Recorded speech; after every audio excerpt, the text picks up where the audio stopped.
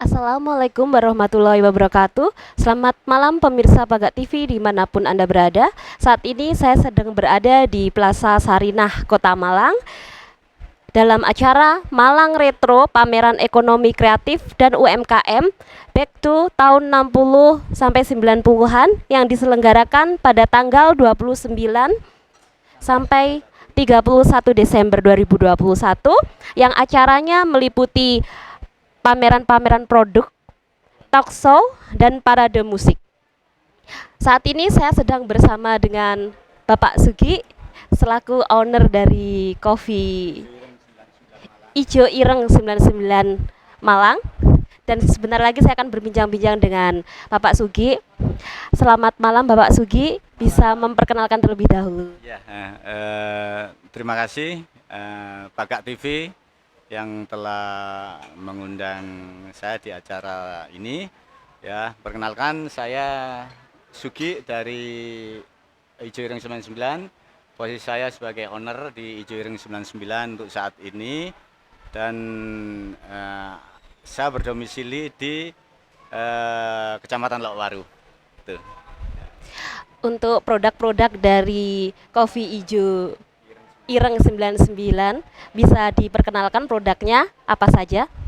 Eh, Sesungguhnya produk-produk dari Ijo Ireng 99 ini memang berbasis dari kopi, ya kan? Jadi utamanya kita bergerak di bidang penjualan kopi dari hulu sampai hilir. Artinya dari biji kopi yang masih green bean sampai menjadi produk kopi dan turunannya itu semua kita proses di kafe-kafe yang kita miliki, hingga di pameran-pameran yang kita ikuti, semuanya ada insya Allah, seperti itu. Kemudian untuk produk unggulan dari kopi ini sendiri itu produk apa dan dari jenis apa? Sesungguhnya kalau dibilang unggulan, semuanya produk kita termasuk produk premium. Kenapa? Karena pemilihan biji kopi dan proses roasting hingga proses giling itu kita menggunakan standar yang nasional, dari standar yang menurut kesehatan juga oke. Kemudian kemasan juga kita kemas secara higienis, sampai prosesnya pun juga penyeduhannya juga kita menggunakan proses seduh yang higienis juga, tidak asal seduh tapi menggunakan proses-proses yang sudah berstandar gitu ya, sehingga siapapun yang minum produk-produk kopi kita insya Allah tidak ada yang namanya kembung atau mual dan lain sebagainya, seperti itu. Makanya produk unggulan kita kalau dari biji kopi ada robusta, ada arabica, kemudian ada juga excelsa, atau ada juga yang ini apa, house blend. House blend itu perpaduan antara robusta dan arabica. Kalau house blendnya tergantung kita mau berapa persen ya persentasenya, bisa 34 30 70, 60 40 atau 50 50 antara robusta dan arabicanya itu.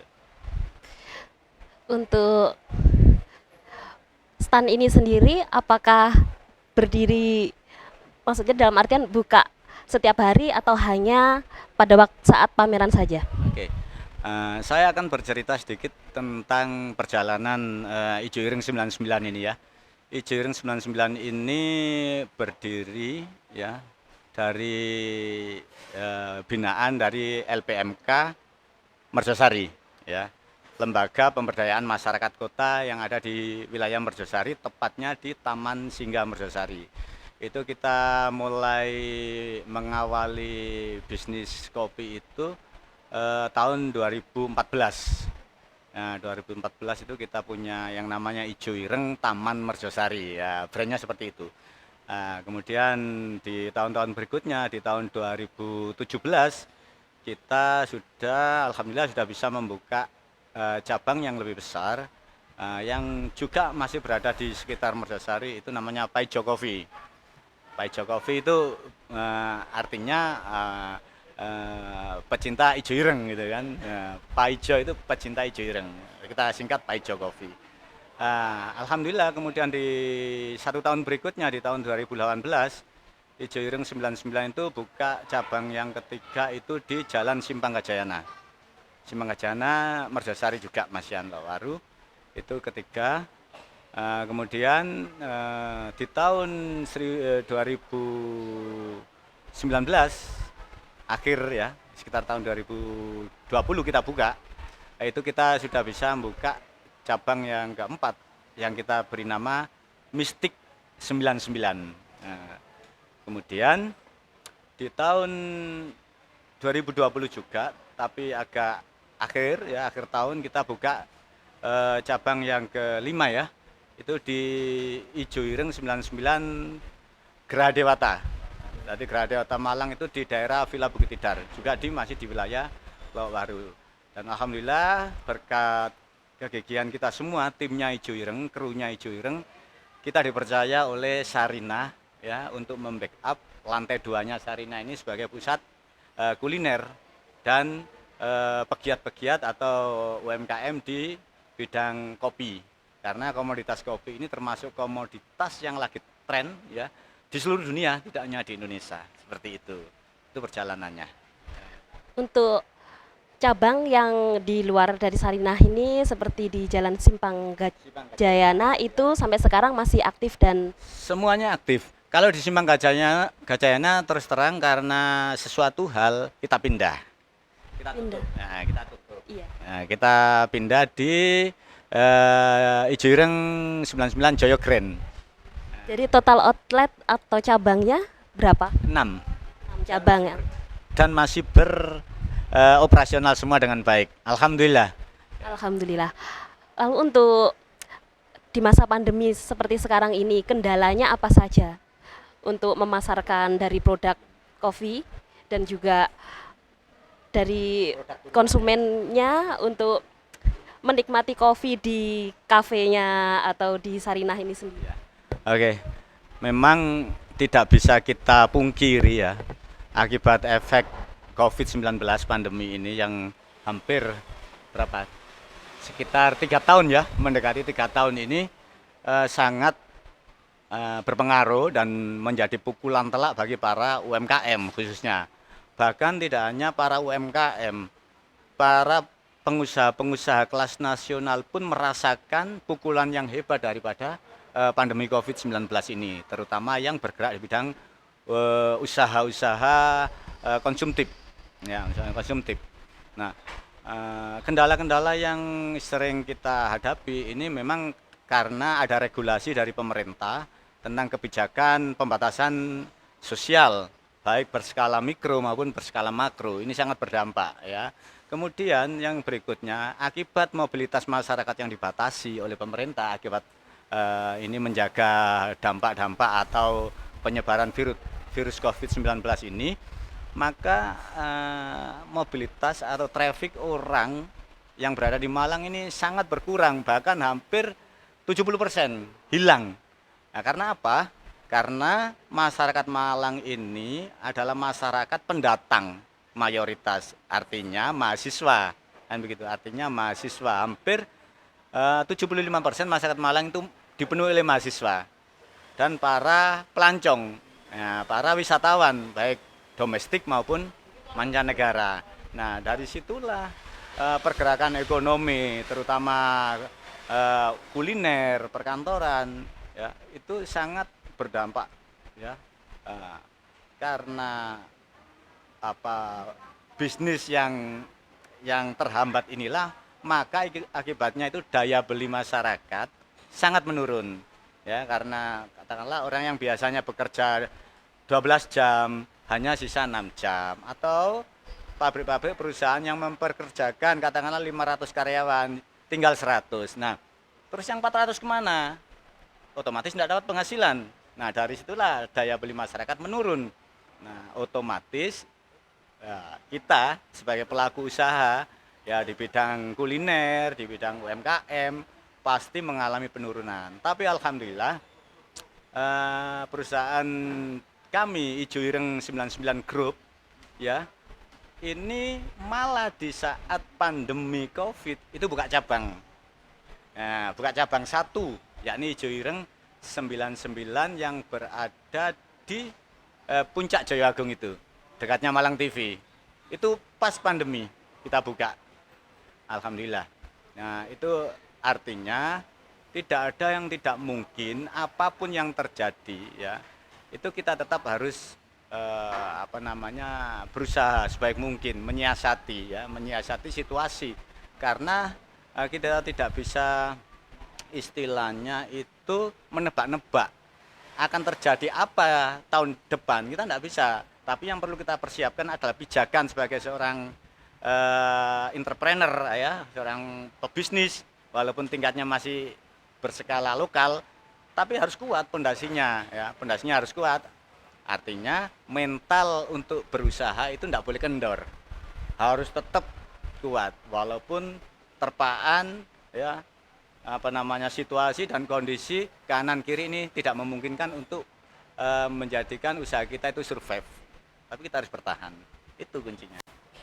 Alasan apa yang memotivasi dan menjadikan dari Bapak sendiri selaku pemilik owner coffee ini untuk tetap terus eksis sekalipun dalam kondisi yang sedang kurang stabil perekonomian di Indonesia ini seperti waktu pandemi, dan tetap bahkan malah membuka cabang baru lagi di tengah kondisi ekonomi masyarakat dan bisnis-bisnis di luar sana banyak yang gulung tikar? Nah, ya.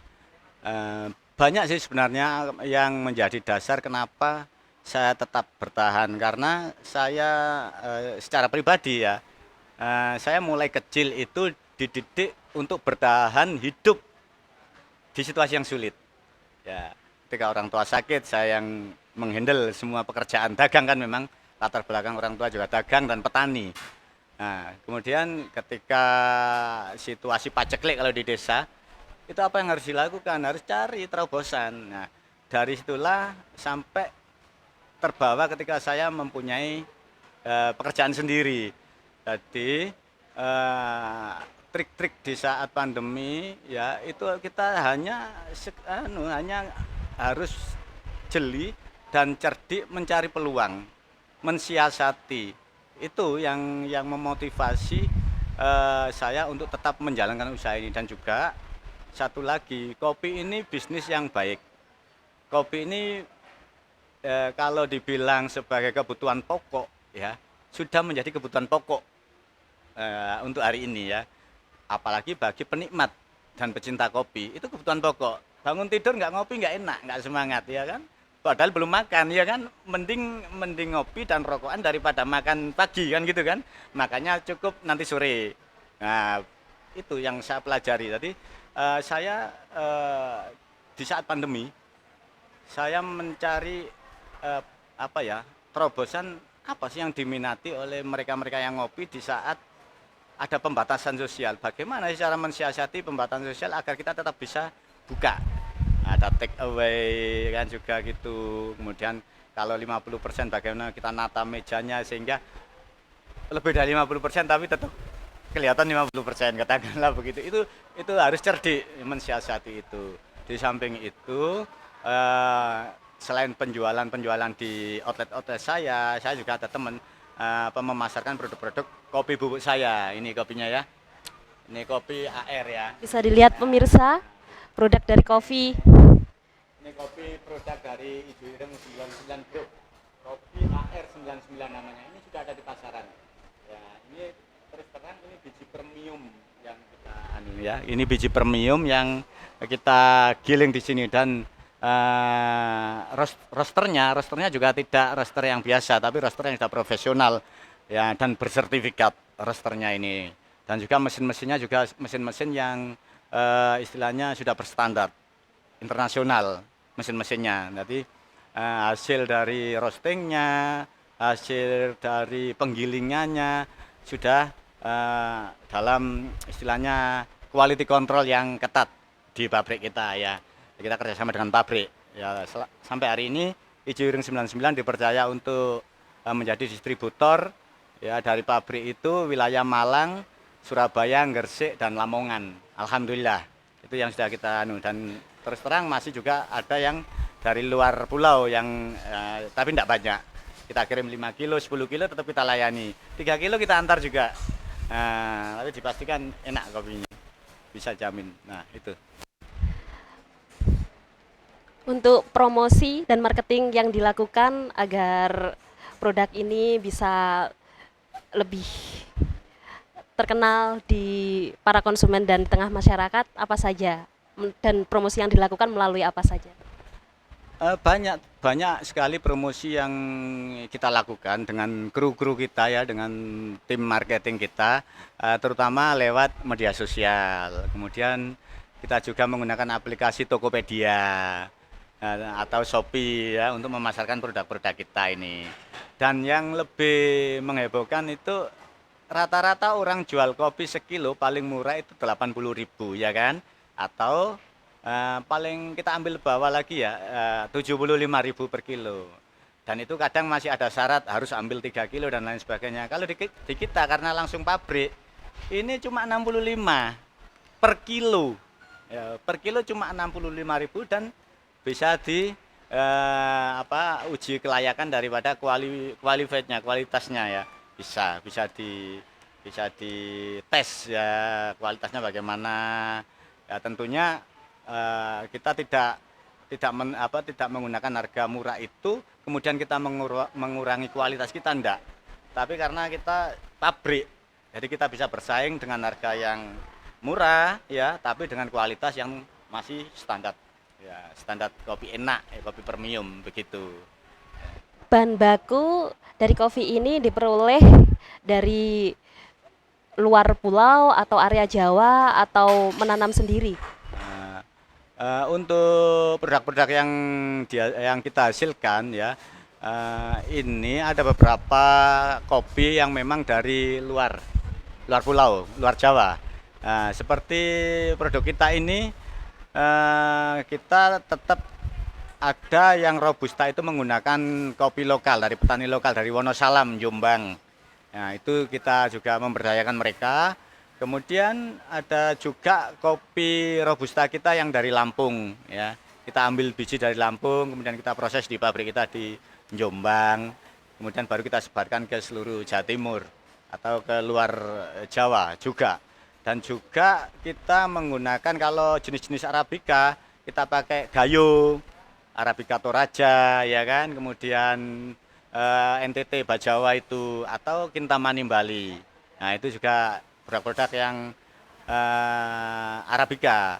Kemudian dari lokal Malang yang kita gunakan adalah Robusta Arjuna juga ada, kemudian Arabica Arjuna juga ada, lereng Arjuna sana kita punya petani di sana yang support dengan produk kita, sehingga kita kerjasama dari hulu sampai hilir, dari petani penanam sampai kita produk turunan itu banyak sekali ya.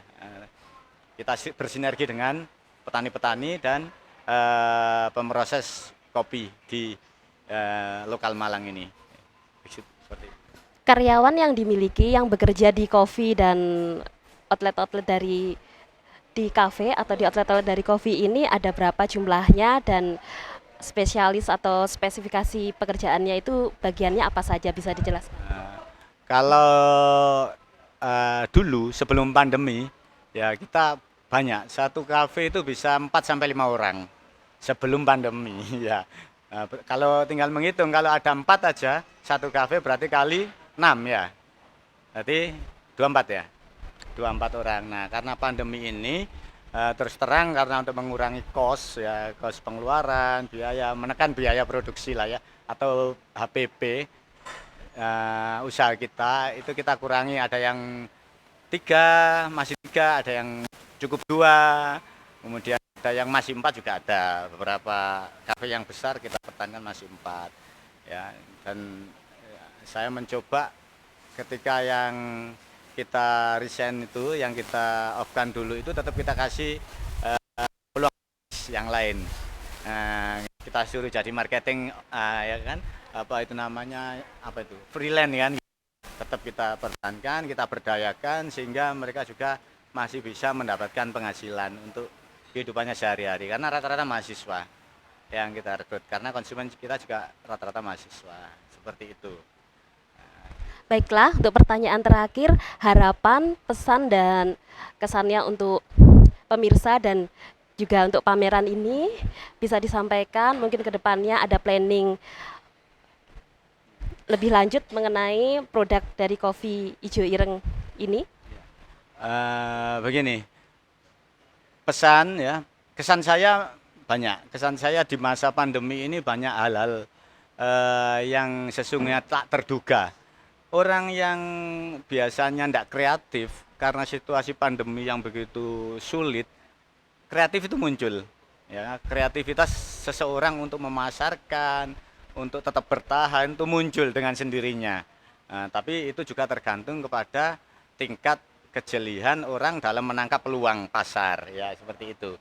Nah, kemudian pesan saya kepada teman-teman pegiat kopi, UMKM, kuliner dan sebagainya, tidak ada yang tidak bisa kita lakukan di situasi apapun, di situasi sesulit apapun, tidak ada yang tidak bisa kita lakukan. Semuanya bisa, asal kita ada kemauan, ya, asal kita ada keinginan untuk melakukan sebuah usaha dan jangan merasa pesimis dengan usaha yang kita lakukan.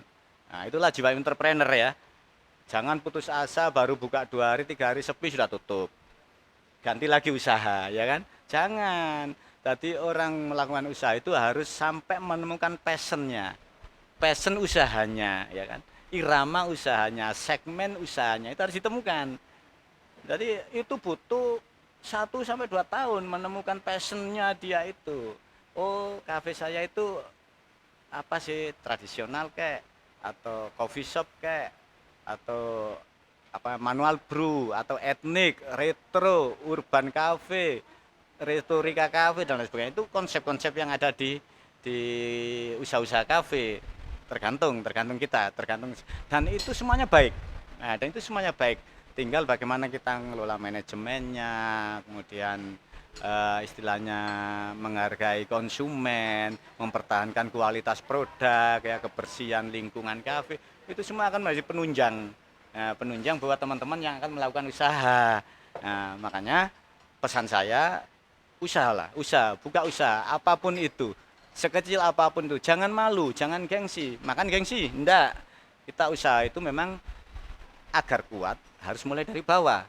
Kalau hanya warisan, kena gonjangan pasti ambiuk itu kan, harus dari bawah. Jadi kita tahu suka dukanya, ya sulit tidaknya problem-problem di lapangan itu kita pelajari terus dari kecil. Kalau dari besar warisan orang tua bisa, tapi ketika ada terpaan, ya ketika ada problem regulasi pemerintah tentang kebijakan pemerintah yang kemudian paling tidak berimbas pada usaha, pasti tidak kuat bertahan, tidak bisa cari celah, nggak bisa cari solusi, gitu seperti itu. Makanya harus tetap berusaha.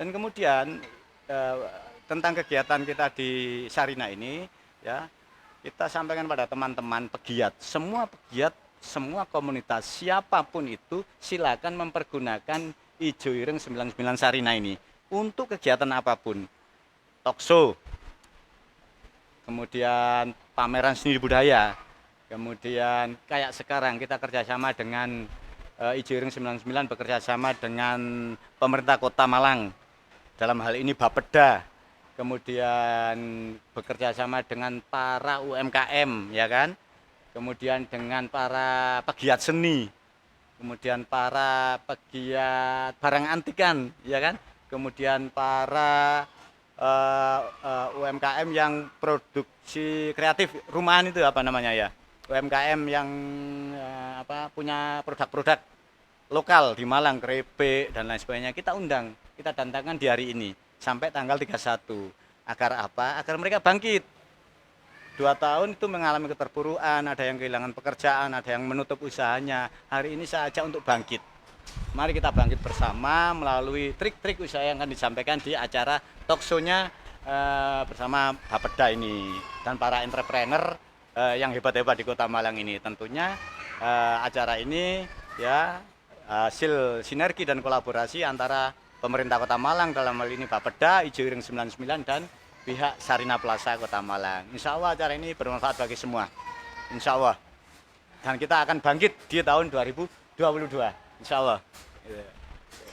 Baik, Bapak Sugi, terima kasih untuk wawancaranya dan bincang-bincangnya pada malam ini. Semoga lancar dan sukses selalu Amin, juga untuk amin. usahanya. Ya, Demikian pemirsa Pagak TV, bincang-bincang saya bersama dengan Bapak Sugi malam ini.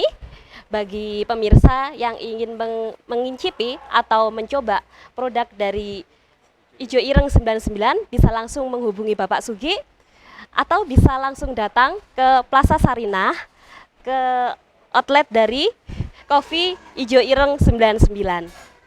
Saya Tutut Mardiati, Pagak TV, pancen api gak ate komen. Assalamualaikum warahmatullahi wabarakatuh.